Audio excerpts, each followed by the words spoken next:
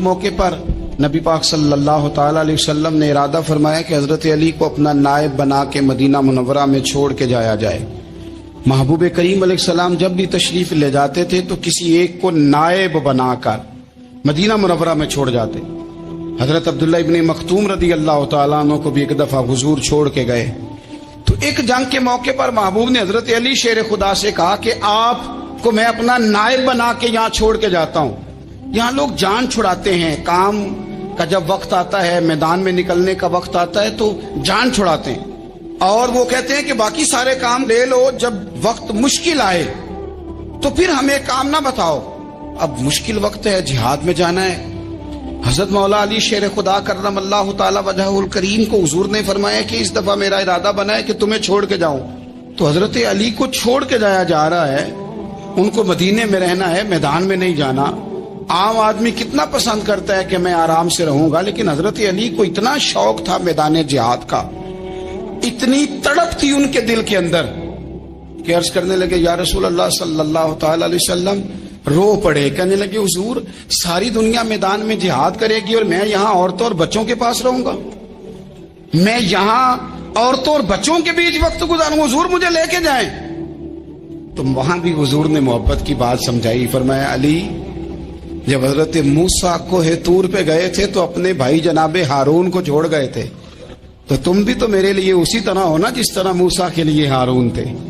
لیکن فرمایا یہ یاد رکھنا میرے بعد نبی کوئی نہیں، حضرت موسیٰ بھی نبی ہیں اور جناب ہارون بھی نبی ہیں علیہم السلام، لیکن وہ انہیں چھوڑ کے گئے تھے، میں تمہیں چھوڑ کے جا رہا ہوں۔ کہ ایک بات اپنے ذہن کے اندر بٹھانا کہ میرے بعد کوئی نبی نہیں آئے گا۔ ایک شخص تھا عمر بن عبد ود، 90 سال کا بوڑھا، لیکن جب تلوار لے کے میدان میں آتا تھا تو 1000 آدمی کے مقابلے میں لڑتا تھا، اور لوگ جگہ جگہ یہ کہتے تھے تو اس طرح ہے جس طرح عمر بن عبد ود لوگوں کو ڈراتا ہے، تو اس طرح ہو گیا۔ یہ اس کے ارد گرد کے لوگ اس کی مثالیں دیتے تھے۔ جنگ خندق جب ہو رہی تھی تو یہ مقابلے میں آ گیا، تو حضرت علی المرتضیٰ شیر خدا کرم اللہ تعالی وجہ الکریم بھی تشریف فرما تھے۔ اب پورے عرب کے اندر اس کے بارے میں یہ کہا جاتا تھا کہ اس سے نہ لڑو، وہ تو خونخوار ہے، وہ تو درندہ ہے، وہ تو جنگلی شیر کی طرح آتا ہے، وہ تو کاٹ کھانے کو دوڑتا ہے، اس سے کون لڑے۔ ایک خیال تھا، اور وہ پراپوگنڈا بعض اوقات اتنا زیادہ کسی کے بارے میں ہوتا ہے کہ میں بچے لوگ آتے ہیں نا بچہ دم کرانے کے لیے تو کہتے ہیں پیر صاحب بڑا ضدی ہے، کسی کی بات نہیں مانتا، باقی بچے ٹھیک تھے، یہ تو بڑا ہی نالائق نکل آیا ہے۔ تو میں کہتا ہوں کہ آپ اس کے سامنے یہ والی باتیں نہ کریں، یہ پکا ہو جائے گا کہ میں ضدی ہوں۔ تو آپ ذہن بنا رہے ہیں اس کا کہ تو اس طرح کا ہے۔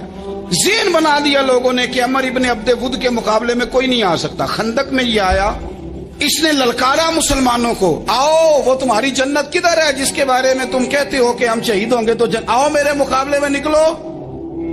جب اس نے پہلی دفعہ للکارا تو ابھی بات ختم نہیں ہوئی تھی کہ مولا علی تلوار لے کے اللہ اکبر کہتے کھڑے ہو گئے۔ حضور نے فرمایا بیٹھ جاؤ، حضرت علی پھر بیٹھ گئے۔ وہ پھر پکارا اٹھو کوئی میرے مقابلے میں، تو مولا علی شیر خدا پھر کھڑے ہو گئے، پھر کھڑے ہو گئے۔ حضور نے فرمایا بیٹھ جا۔ ایک شخص نے کہا علی یہ عمر بن عبد ود ہیں، فرمایا مجھے پتا ہے۔ نہیں سمجھے آپ بات، میں آپ کو سمجھا کے لایا ہوں پیچھے سے کہ پراپوگنڈا کرتے ہیں نا لوگ، ہو آگے نہ جانا، یہاں کرنٹ بڑا زیادہ ہے، وولٹیج بڑے سخت ہیں، تو آگے نہ بڑھنا۔ بھائی کیا ہو جائے گا، اٹھ باندھ کمر کیوں ڈرتا ہے، پھر دیکھ خدا کیا کرتا ہے۔ حضرت علی تیسری دفعہ اس نے کہا نا ہے کوئی، تو حضرت علی پھر اٹھے۔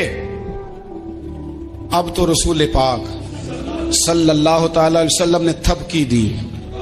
بعض جگہ یہ ہے کہ حضور نے خود تلوار تھمائی، سر پہ امامہ باندھا، اور حضور نے فتح یابی کی دعا فرمائی۔ حضرت علی گھوڑے پہ بیٹھے نکلے، اور جب اس کے سامنے گئے تو جا کے کہنے لگا میرا پتہ ہے۔ حضرت علی فرمانے لگے تو اپنا چھوڑ، میرا پتہ ہے تجھے، مجھے تو جانتا ہے۔ کہنے لگا میں 1000 کے مقابلے میں اکیلا لڑتا ہوں۔ حضرت علی شیر خدا فرمانے لگے پتہ نہیں تو کن سے لڑتا رہا ہے، جانے وہ کون ہے جن سے تو لڑتا رہا ہے، وہ کون 1000 تھے جو تیرے مقابلے میں آتے تھے، پتہ نہیں۔ تو کہنے لگا میرا نام میری ماں نے عمر بن عبد ود رکھا ہے۔ فرمایا چھوڑ تو، میری ماں نے میرا نام حیدر رکھا ہے۔ کہنے لگا تیری عمر چھوٹی ہے، کوئی بڑا لا۔ فرمانے لگے یہ تو جب ہنجے میں پنجہ ملے گا تو پتا چلے گا عمر کس کی چھوٹی ہے، ابھی تو کہانیوں سے متاثر کرنا چاہتا ہے، تو چاہتا ہے کہ تو پریشر ڈالے اور میں تیری بات سنوں، تو مقابلے میں آ، ڈینگے نہ مار، کہانیاں نہ سنا، دیواریں ہلتی رہتی ہیں اور در کانپ جاتا ہے، علی کا نام سن کے اب بھی خیبر کانپ جاتا ہے، تو مقابلے میں آ، تو باتیں بنا رہا ہے، کہانیاں سنا رہا ہے۔ وہ کہنے لگا تو بچہ ہے، میں چاہتا نہیں تیرا خون بہاؤں۔ تو حضرت علی کہنے لگے میں بڑے دن سے پریشان ہوں کہ کسی بے ایمان کا خون بہایا کیوں نہیں، میرا بڑا دل کر رہا ہے تیرا خون بہاؤں۔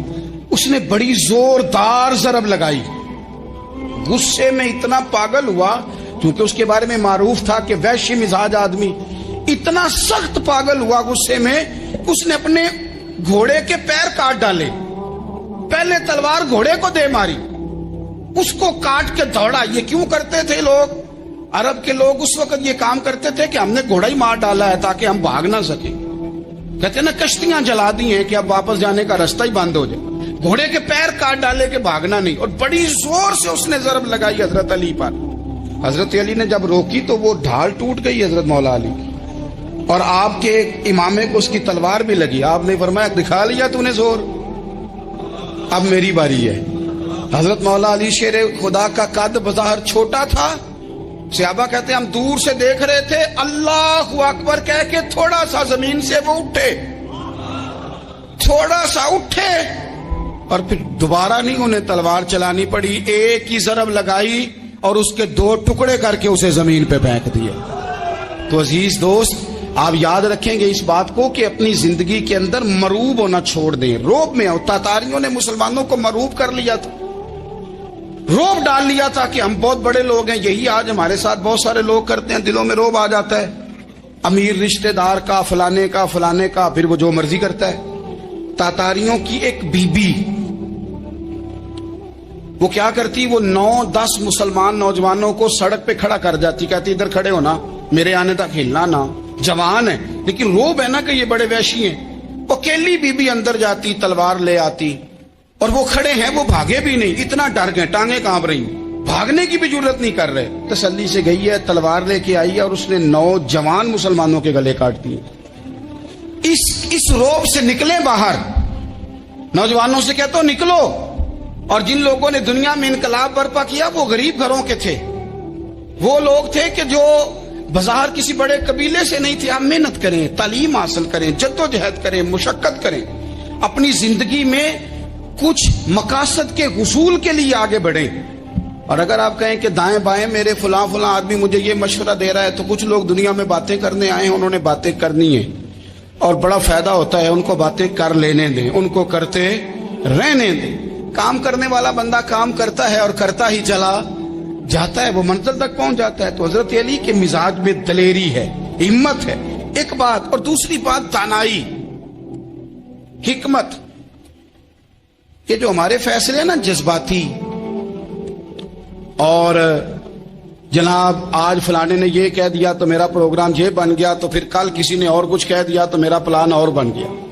میں سب سے زیادہ ان لوگوں کے حق میں پریشان ہوتا ہوں جو سویرے کچھ اور کہتے ہیں، دوپہر کو کچھ اور کہتے ہیں، شام کو کچھ اور کہتے ہیں۔ بھئی آپ کا کوئی نظریہ ہونا چاہیے، کوئی ویژن ہونا چاہیے زندگی میں، آپ کے اندر کوئی حکمت اور دانائی ہونی چاہیے۔ اس کے لیے کیا کرنے کی ضرورت ہوتی ہے؟ اس کے لیے ضرورت ہوتی ہے کہ آپ کا ذہن ایک طرف ہو۔ میرے اسا فرمایا کرتے تھے زندگی میں ایک کام کر لو پر صحیح کر کے کر لو۔ ہم نے تو سارے کام کرنے ہیں۔ آج کل ہر بندہ صحافی ہے، ہر بندہ تجزیہ نگار ہے، ہر بندہ سیاستدان ہے، ہر بندہ ہی مفتی ہے، ہر بندہ ہی جناب واعظ ہے، ہر بندے کے پاس ہی کچھ مسئلے۔ اس کا نقصان یہ ہے کہ کسی کے پاس بھی کچھ نہیں۔ وہ کسی درویش نے کہا تھا کہ جب سب لیڈر ہوں تو سمجھو کوئی لیڈر نہیں، کیونکہ سارے جو لیڈر ہو گئے۔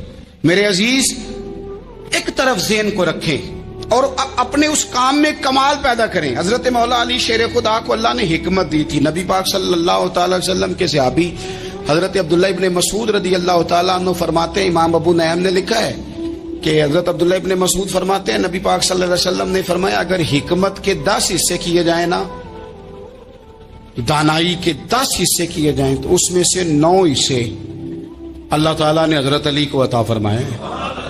اور ایک قصہ باقی لوگوں کو ملا ہے، دانا تھے، معاملہ فہم۔ کچھ بندے بڑے منافق قسم کے تھے، تو حضرت علی اذان ہو گئی تو وہ حضرت مولا علی شیر خدا کے پاس آ گئے، اذان ہو گئی، حضرت علی نے جماعت کرانی، ان کا خیال تھا کہ آج ہم نے جماعت لیٹ کرانی ہے کسی طریقے سے۔ ہم چونکہ زیادہ باتیں، میں دوستوں سے کہتا ہوں بہت زیادہ خبریں نہ دیکھا کرو، بہت زیادہ بھی چیزیں نہ سنا کرو۔ آپ تو میرے بھائی موبائل کے اندر چلے جائیں گے، پھر باہر کی دنیا تو اور ہے، تو تھوڑا باہر بھی نکلیں تصویروں سے، تھوڑا باہر بھی آئیں، دیگر معاملات بھی دیکھیں۔ ہمیں بڑے بڑے اچھے لوگ زندگی میں مل جائیں گے، لیکن ہم ان کے قریب نہیں جاتے، ہم دیکھتے نہیں کہ اصل بات کیا ہے، سنی سنائی چیزوں پر زیادہ گمان کرتے ہیں۔ اب حضرت علی چونکہ بڑے دانا تھے، مصلے پہ بڑھ رہے ہیں، جماعت کھڑی کرنی، اللہ اکبر کہہ رہے ہیں، بندوں کا خیال تھا نماز لیٹ کرانی ہے۔ نے فٹافٹ حضرت علی سے کہا کہ حضور ذرا وہ جانور تو بتائیے گا کتنے ہیں جو انڈے دیتے ہیں، اور ذرا وہ بھی بتائیے گا جو بچے دیتے ہیں۔ یہ ذرا اب کتنے کو بندہ جانور گنے، آہستہ آہستہ بندہ شمار کرے، ہو بکری جو ہے وہ بچہ دیتی ہے، مرغی انڈا دیتی ہے، اور گائے جو ہے وہ بچہ دیتی ہے، اور بطخ جو ہے وہ انڈا دیتی ہے، بندہ تو یہ گننے لگ جائے۔ تو حضرت علی شیر خدا یہاں ہاتھ ہیں، فرمانے لگے گھر جا کے گن لینا، موٹی سی بات بتاتا ہوں، جن جانوروں کے کان باہر ہوتے ہیں وہ بچے دیتے ہیں، جن کے اندر ہوتے ہیں وہ انڈے دیتے ہیں۔ اللہ اکبر، نماز کی نیت باندھ لی، تم گننا گھر جا کے۔ موٹی سی بات بتا دیتا ہوں، وہ صاحب کہتے ہیں میں حضرت علی رضی اللہ تعالیٰ عنہ کو الجھانے آیا تھا، میں خود بڑا الجھ گیا۔ یہ کیا ماجرا ہے، کیا معمہ ہے کہ دو فکروں میں انہوں نے بات کو سمیٹا اور کمال کر دی۔ کہنے لگے گھر جا کے گننا، یہاں ٹائم نہیں، نماز کا وقت ہے، پر جن کے کان اندر ہے نا وہ انڈے دیتے ہیں، اور جن کے باہر ہیں وہ جا کے حساب کرنا۔ آپ ڈھونڈ لیں، تلاش کر لیں، چلے جائیں ماہرین کے پاس، پر شیر خدا شیر ہی ہے۔ حضرت مولا علی کے جملوں میں کمال ہے، ان کی دانائی، ان کا تدبر، ان کی حکمت، ان کا فہم، ان کی فراست، ان کا کمال۔ ایک شخص بڑی دور سے آیا، اس نے کہا حضور مجھے نا لمبی باتیں یاد نہیں رہتی، دو باتیں بس بتا دیں میں عمل کروں تو زندگی بن جائے، دو باتیں۔ تو حضرت علی فرمانے لگے لمبی امیدیں نہ لگانا، لمبی امیدیں نہ لگانا، موت کا پتہ نہیں کب آ جائے۔ منصوبہ بندی ضرور کرنا آنے والی نسلوں کے لیے، اپنی ذات کے لیے لمبی امیدیں نہ باندھنا، یہ بھی کر لوں گا، یہ بھی کر لوں گا۔ ہم ریٹائر نہیں ہوتے زندگی بھر، پلان پہ پلان، پلان پہ پلان۔ تو اگر ہم پلان کر رہے ہوتے ہیں تو جو ہمارے نیچے ہوتے ہیں وہ ہمیں ریٹائر کرنے کا پلان کر رہے ہوتے ہیں۔ اولادیں تک والدین کو کمزور کرنے کے در پہ ہوتی ہیں کہ اب یہ ہٹے تو ہماری باری آئے۔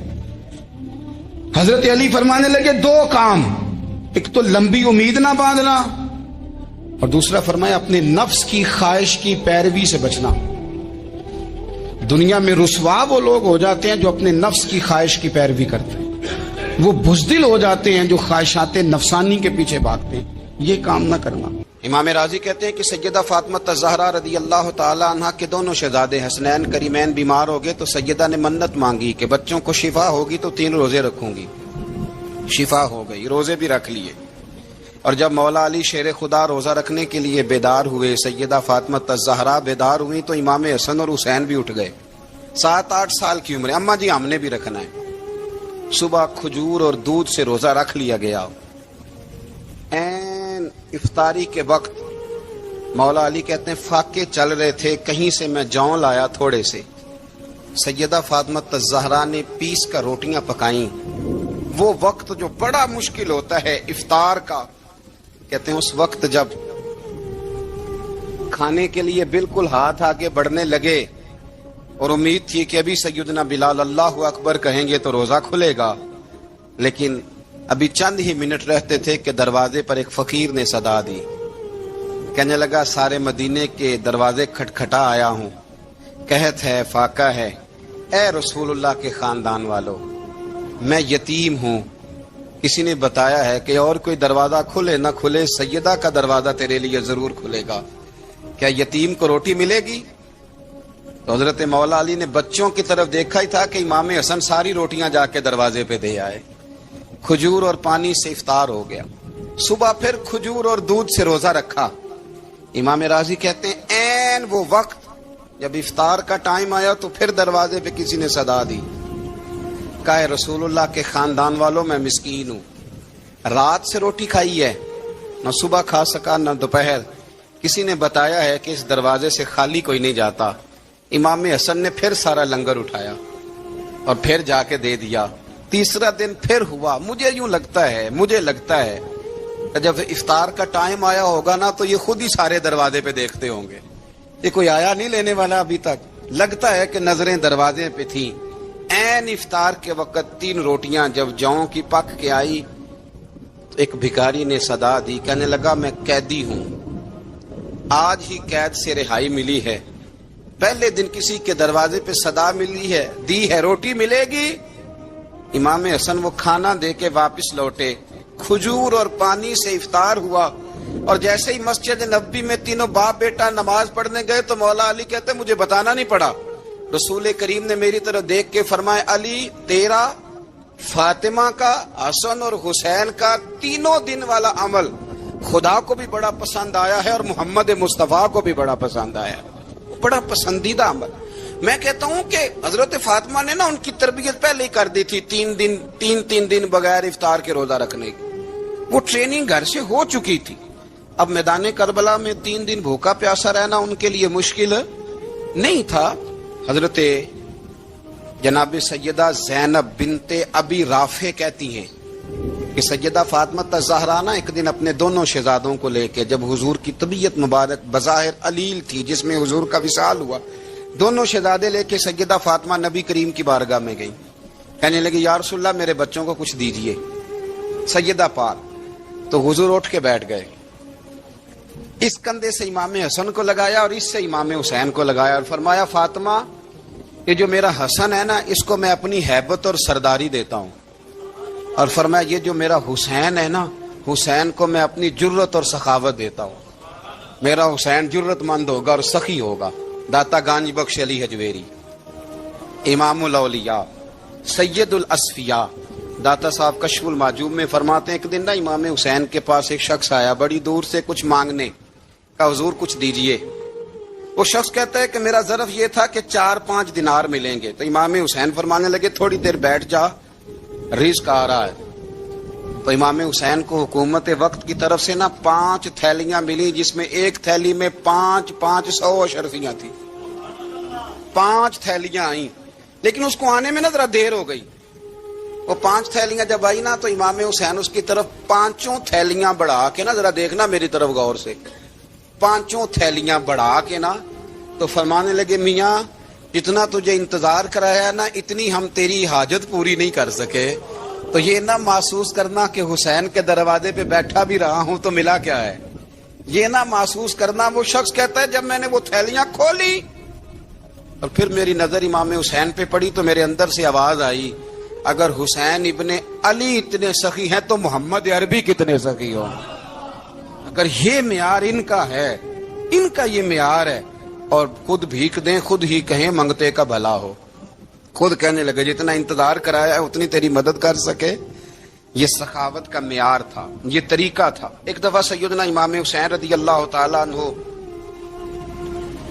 کے گھر کے اندر نا 5000 دینار آئے، مسجد میں تھے، آپ کو 5000 دینار ملے تو امام زین العابدین کہتے ہیں کہ مسجد سے لے کر گھر آنے تک امام حسین نے 5 کے 5000 اللہ کے رستے میں خیرات کر دی۔ فرماتے میں نے کہا ابا جی 5 دینار کی گھر میں ضرورت تھی، مالاں والے سخی نہیں ہوندے تے سخیاں کل مال نہیں ہوندا، ایتھے اوتھے دوویں جہانی سخی کنگال نہیں ہوندا۔ کہا ابا جی 5 دینار کی گھر میں ضرورت تھی، تو کہتے ہیں مجھے فرمانے لگے بیٹا یہ جن کو میں نے دیا ہے نا یہ گھر کے لیے ہی دیا ہے، یہ گھر کے لیے ہی دیا ہے، جن کو دیا ہے تمہارا کیا خیال ہے یہ باہر خرچ ہوا ہے، یہ گھر کے لیے ہی ہے۔ اس لیے کہ جب انسان دوسروں پر شفقت کرتا ہے تو اللہ اس کے گھر پہ رحمت فرماتا ہے۔ امام حسین کے مزاج میں پہلی بات میں نے ذوق عبادت کی عرض کی، دوسری بات عرض کر رہا ہوں کہ صحابہ حضرت اسامہ بن زید بڑے پیارے ہیں میرے نبی کریم کے، بڑے پیارے۔ حضرت اسامہ بن زید کے بارے میں سیدہ عائشہ صدیقہ فرماتی ہیں ان کے ناک سے اگر ریٹھ نکلتی تھی تو اللہ کے رسول اپنے دستے مبارک سے صاف کر دیتے تھے، اور سرکار فرماتے تھے کہ اگر اسامہ لڑکی ہوتا نا، ان کے غلام کے بیٹے تھے حضرت زید بن عامر، اگر یہ لڑکی ہوتا میں اسے زیور پہناتا، بڑے پیارے تھے، لیکن جب ان کا آخری وقت آیا نا تو 60,000 دینار کا قرضہ تھا۔ رشتہ داروں سے کہا، دوستوں سے کہا، یاروں سے کہا، پر قرض ادا نہیں ہو رہا تھا۔ حضرت اسامہ بن زید کہتے ہیں بڑا پریشان تھا۔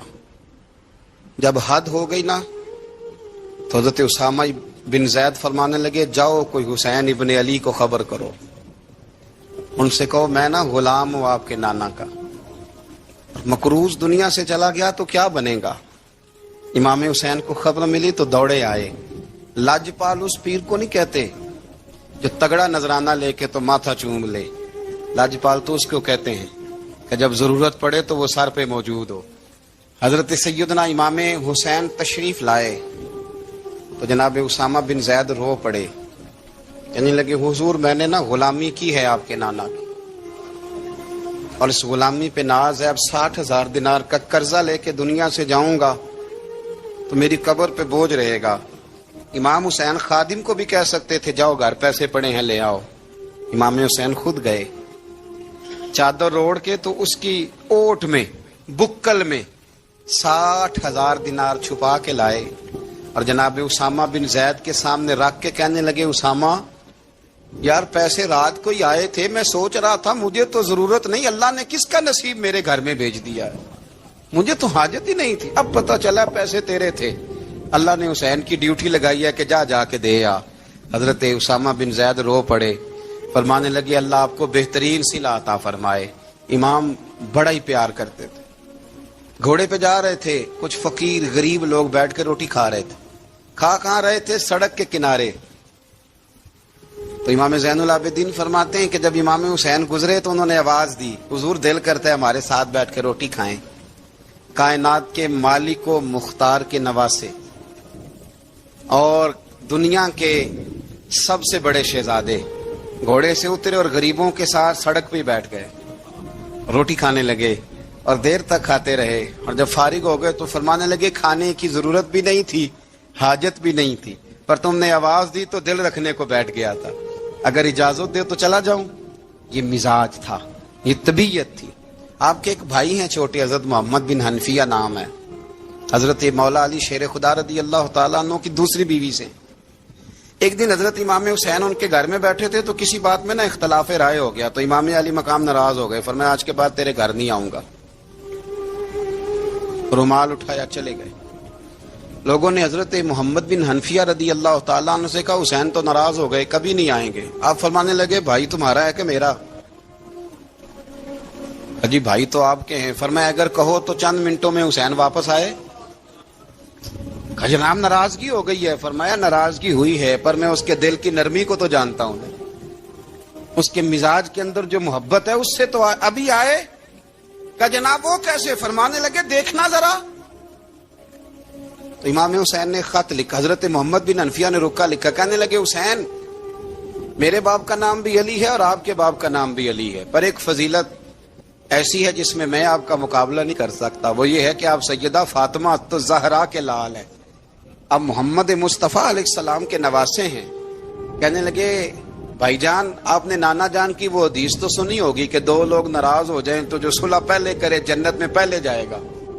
فرمانے لگے دل میرا کر رہا تھا کہ پہلے صلح کر لوں، لیکن پھر بڑے بھائی کو پشت کروں گا جنت میں جاتے ہوئے، یہ بھی تو بے ادبی ہے نا۔ اب خط میں نے لکھ دیا ہے، آپ کا جو ارادہ ہو۔ امام حسین نے خط پڑھا تو آنکھوں میں آنسو آ گئے، پھر سے رومال اٹھایا۔ بچے پوچھنے لگے کہاں جا رہے ہیں؟ کہا بھائی کے گھر جا رہا ہوں۔ کہا آپ تو ناراض تھے؟ فرمایا تھا ناراض پر ہے تو میرا بھائی نا، ہو گئی بات ختم۔ بڑی دل میں نرمی، طبیعت میں سوز، لہجے میں گداز۔ حضرت امیر معاویہ رضی اللہ تعالیٰ عنہ نے ایک شخص کو بھیجا مدینہ منورہ شام سے، تو اس نے کہا میں نے امام حسین سے ملنا ہے، تعارف کیا ہے؟ جناب امیر معاویہ فرمانے لگے مسجد نبوی میں جانا جس کے گرد لوگ سب سے زیادہ ادب سے بیٹھے ہوں اور جس کی باتیں سب سے زیادہ میٹھی ہوں اور جس کی نظریں سب سے زیادہ جھکی ہوں اور جس کے چہرے پر تمہیں سب سے زیادہ وقار نظر آئے وہی علی کے بیٹے حسین ہوں گے۔ جو سب سے زیادہ تمہیں وہاں ماحول کے اندر جو شخص نظر آئے پوچھنے کی ضرورت نہیں پڑے گی۔ وہ شخص کہتا میں مدینے آیا تو میں نے واقعی ایک شخص کو دیکھا، شہد کے گرد مکھیوں کا اتنا ہجوم نہیں ہوتا جتنا امام حسین کے گرد رسول اللہ کے غلاموں کا ہجوم تھا. لیکن نظریں جھکی ہوئی، باتیں میٹھی، لہجہ گداز گداز، لفظوں میں رانائی، اور لوگ کئی باتیں پوچھتے تو علی کے صاحبزادے ایک کا جملہ بولتے تو لگتا یہ کہ وہ جملہ سیدھا دل میں اترتا چلا جاتا ہے. امام علی مقام کے کردار میں نا کچھ باتیں بڑی زیادہ تھیں، بہت زیادہ تھیں، بڑا حسن تھا. ایک بات تو یہ تھی، امام حسین رضی اللہ تعالیٰ عنہ کا علم و فضل بڑا کمال کا تھا. ایک دفعہ صحابہ میں مسئلہ بن گیا کہ بچہ پیدا ہوتا ہے تو اس کا وظیفہ کیسے لگانا ہے. امام حسین کا علم و فضل بتا رہا ہوں، علم و فضل. تو بات بڑی پیچیدہ ہو گئی.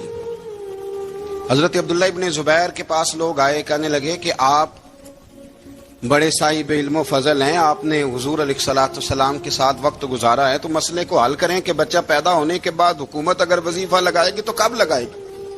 جب بحث طول پکڑ گئی، مسئلہ حل نہیں ہوتا تھا، تو حضرت عبداللہ ابن زبیر کہنے لگے ہم سے نہیں حل ہوگا. ایک بندہ ہے جس کے سینے میں رسول اللہ صلی اللہ تعالی علیہ وسلم کے نور نبوت کا فیضان ہے، وہ یہ مسئلہ حل کریں گے. تو کہا وہ کون سے؟ آپ فرمانے لگے جب ہم سے مسائل حل نہیں ہوتے تو ہم ان کے علم سے فائدہ اٹھاتے ہیں. کہا کون ہے؟ کہا جناب امام حسین. تو لوگ حضرت امام حسین کے پاس گئے کہ حضرت یہ ایک مسئلہ الجھ گیا ہے کہ بچہ پیدا ہو تو وظیفہ کب لگانا ہے. فرمایا الجھنے والی بات ہی کوئی نہیں، پیدا ہونے کے بعد جب وہ پہلی دفعہ آواز نکالے تو اس کا وظیفہ لگا دو. اس کا مطلب یہ ہے کہ وہ دنیا میں آ گیا ہے، اس نے اپنے آنے کا اظہار کر دیا ہے، اعلان کر دیا ہے، اب اس کا وظیفہ لگا دو. تو اس پر پھر صحابہ کا اتفاق ہو گیا. امام حسین کے علم سے، فضل سے لوگ فیض اٹھاتے تھے. حضرت سیدنا امام حسین کی شہادت کے بعد حضرت عبداللہ ابن زبیر رضی اللہ تعالیٰ عنہ نے قاتلان حسین سے خطاب کیا اور فرمانے لگے اللہ کی قسم تم نے اس شخص کو شہید کیا ہے جو راتوں کو لمبے لمبے قیام کرتا تھا، اور تم نے اس شخص کو شہید کیا ہے جس سے میں دن میں جب بھی ملتا تھا تو وہ روزے سے ہوتا تھا. تم نے اس شخص کو شہید کیا جو قائم اللیل تھا، صائم الدہر تھا، اس شخص کو تم نے شہید کیا. آپ کو پتہ ہے کہ میدان کربلا میں جب 9 محرم کو ابن سعد نے امام حسین سے کہا کہ جنگ کرو اگر یزید کی بیعت نہیں کرنی، تو امام حسین نے فرمایا ایک رات کی مہلت دے دو، ایک رات کی مہلت دے دو. حضرت امام زین العابدین کہتے ہیں میں نے اپنے والد گرامی سے عرض کی کہ ابا جی آپ جہاد سے دور جانے والے تو ہیں نہیں، آپ تو جہاد سے پیار کرنے والے، اور یہ بھی پتہ ہے مجھے کہ یہ جنگ اب ہو کے رہے گی، تو ایک رات کی مہلت لینے کا معنی کیا ہے؟ بھئی کل بھی لڑنا ہے اور رات بھی لڑنا ہے، تو ابا جی ایک رات کی مہلت. تو سیدنا امام حسین رضی اللہ تعالیٰ عنہ فرمانے لگے بیٹا رات کی مہلت اس لیے لی ہے کہ میں آج رات کھل کے اپنے رب کی عبادت کر لوں، میں استغفار کر لوں، میں لمبے سجدے کروں. اور کہا زین العابدین تو جانتا ہے نا کہ مجھے نماز سے، تلاوت سے، دعا سے اور استغفار سے بڑا پیار ہے. رسول کریم علیہ السلام نے فرمایا، جامع ترمذی میں موجود ہے، فرمایا میں جا رہا ہوں پر تمہیں 2 بڑی بھاری بڑی وزنی چیزیں دے کے جا رہا ہوں. صحیح ستہ کی روایت، 2 وزنی چیزیں تمہارے بیچ چھوڑ کے جا رہا ہوں، اگر ان کو تھام کے رہو گے تو کبھی گمراہی تمہارے پاس نہیں آئے گی. یا رسول اللہ وہ کون کون سی؟ فرمایا ایک اللہ کی کتاب دے کے جا رہا ہوں اور دوسرا اپنا خاندان دے کے جا رہا ہوں. اگر اہل بیت نبوت کو تھامے رہو گے، ہمارے بزرگوں نے لکھا ہے کہ یہ جو حضور نے کتاب اللہ اور پھر اپنی اہل بیت کا تذکرہ فرمایا تو اس کا مطلب یہ ہے کہ تھیوری دیکھنی ہوئی تو قرآن دیکھنا، اور پریکٹیکل دیکھنا ہوا تو علی اور فاطمہ کو دیکھنا، حسن اور حسین کو دیکھنا، ان کو دیکھنا. نبی کریم علیہ الصلوۃ والسلام کے اہل بیت منارہ نور ہیں. ان کی محبت، ان کا پیار کیوں بھلا؟ اس لیے کہ یہ وہ خوبصورت لوگ ہیں جن کو خود میرے نبی پاک نے تراشا ہے. ان کی سیرت میں جتنے رنگ ہیں وہ رسول کریم نے خود بھرے ہیں.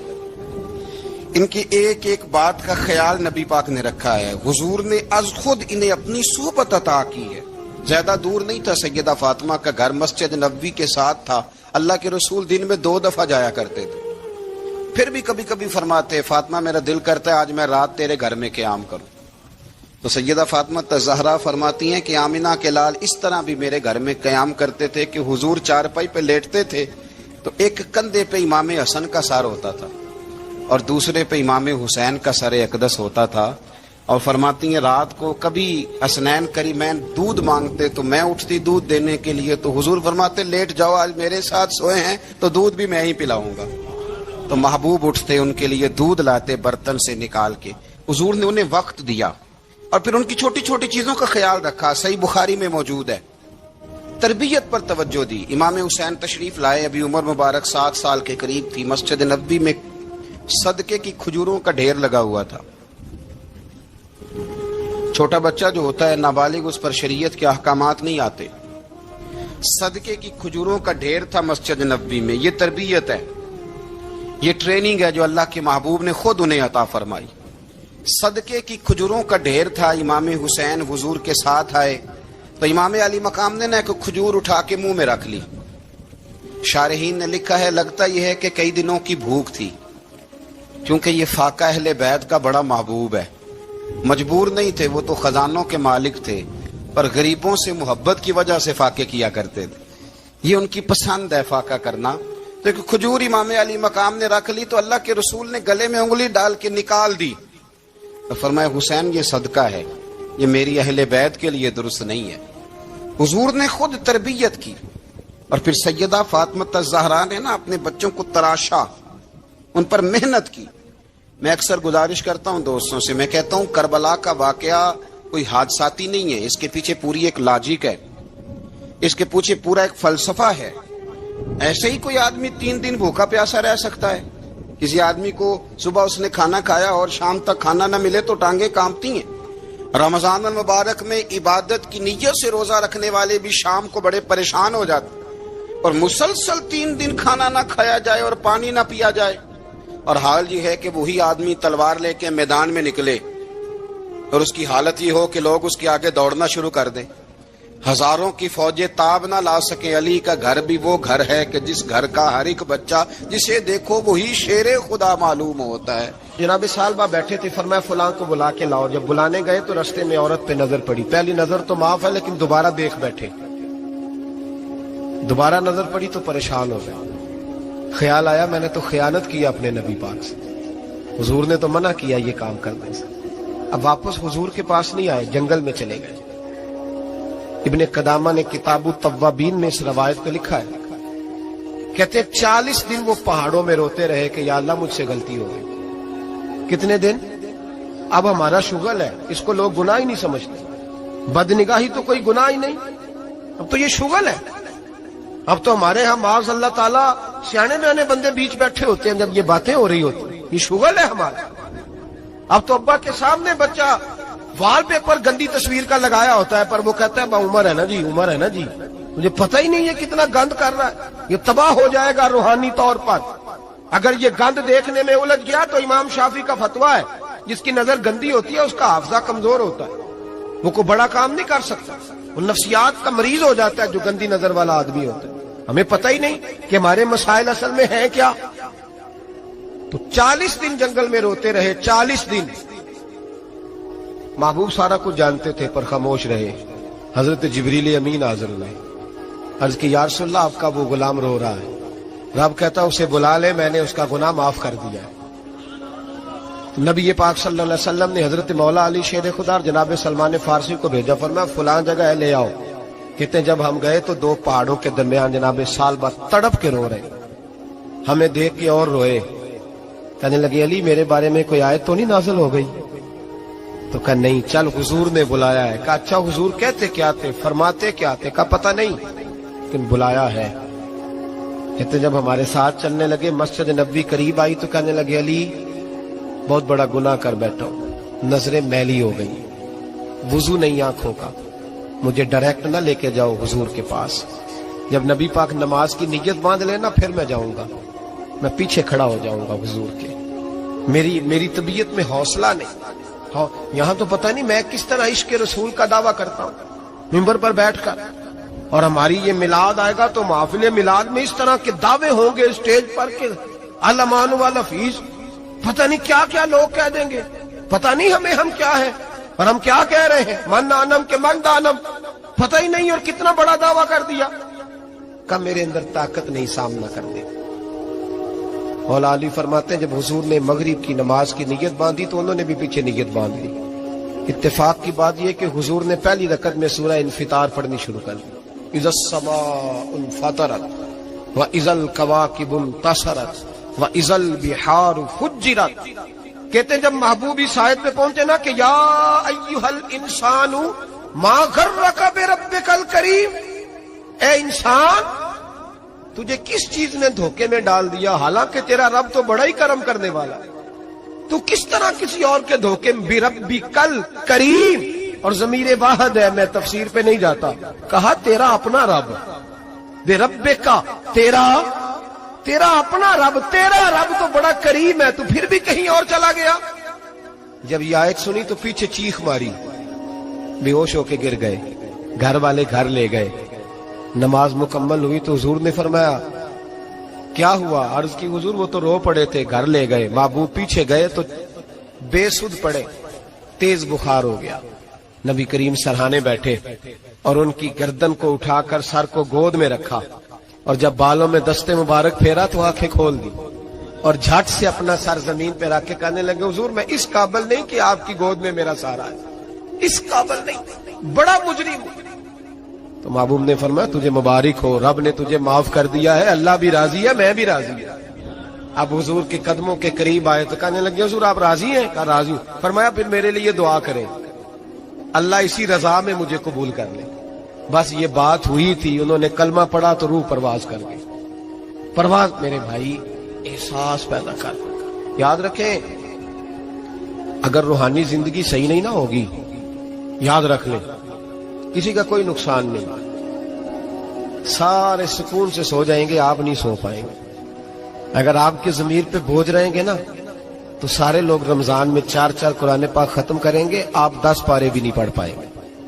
اگر آپ اپنے آپ کو صحیح نہیں کریں گے، روحانی زندگی بحال نہیں ہوگی، تو یاد رکھنا بڑا اپنا آپ سارا کچھ سجا کے ظاہراً بڑے پرہیزگار بن کے بھی اپنے ضمیر کی عدالت میں فیصلہ اپنے حق میں نہیں کرا پائیں گے. تجوریوں سے مال بھرا ہوا ہوگا لیکن گھر میں سکون نام کی چیز ڈھونڈنے سے نہیں ملے گی.